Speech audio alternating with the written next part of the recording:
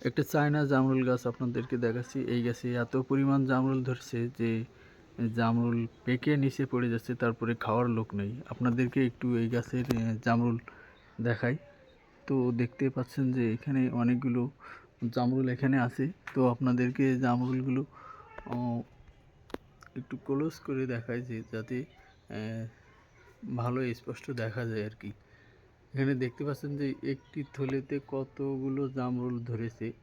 দেখতে পাচ্ছেন এভাবে প্রত্যেকটা থলিতে কিন্তু জামরুলে ভরা। গাছে যেখানেই ডাল রয়েছে সেই প্রত্যেকটা ডালে জামরুল রয়েছে।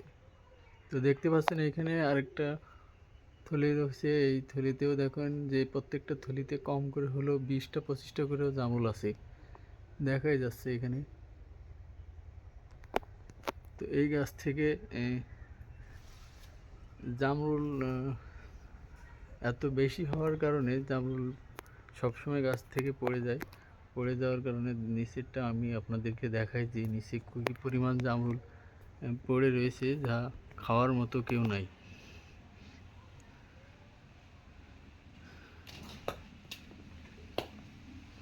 এই যে দেখতে পাচ্ছেন যে জামরুল, কতগুলো জামরুল এখানে পড়ে রয়েছে।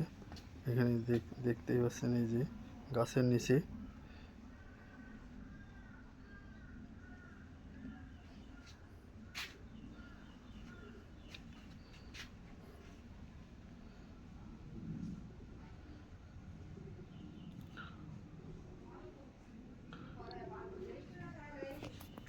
আপনাদেরকে আরও কিছু জামরুল দেখাই।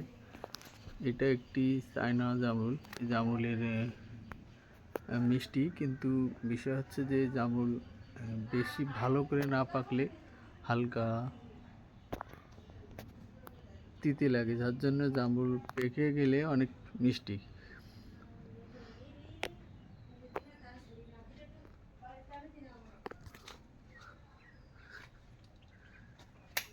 এই সাইড দিয়ে যদি আপনাদেরকে একটু দেখাই তাহলে পুরো দেখতে পাবেন যে কী পরিমাণ জামরুল গাছে রয়েছে।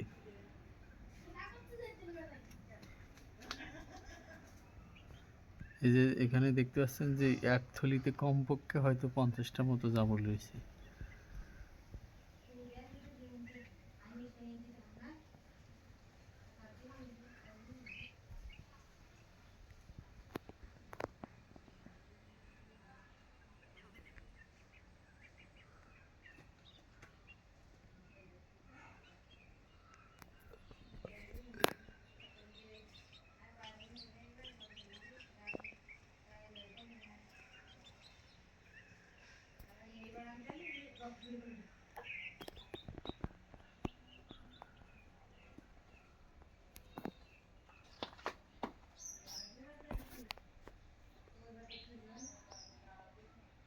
এইখানে দেখেন যে একটি ডালে কি পরিমাণ জামরুল।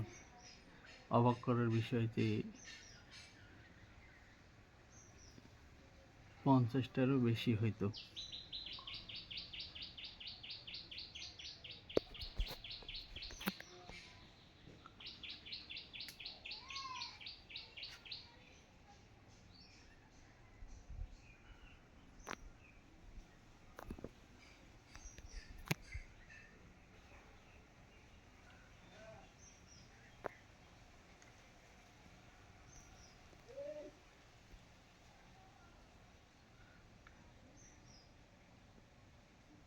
জামরুল আর জামরুল গাছ।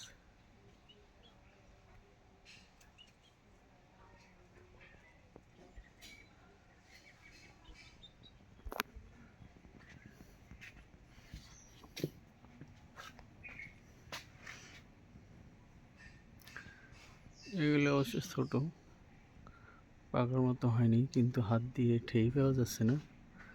অনেক কিছু হতে গাছে উঠতে হবে পাড়ার জন্য। তো আমরা নিচের থেকে কয়েকটা পাড়ার চেষ্টা করছি।